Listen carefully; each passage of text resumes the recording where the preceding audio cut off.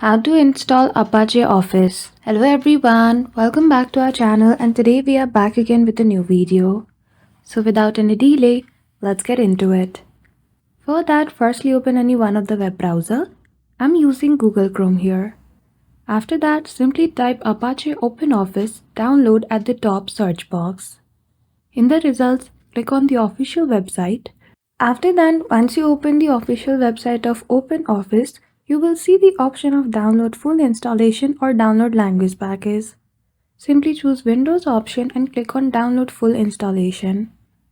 After that, shortly, you will see that the file is being downloaded on your device. And that's it.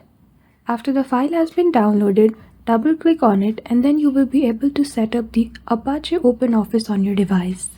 So I hope you found this video helpful. If you did, don't forget to give it a thumbs up and subscribe to our channel for such tutorial. Thank you for watching till the end.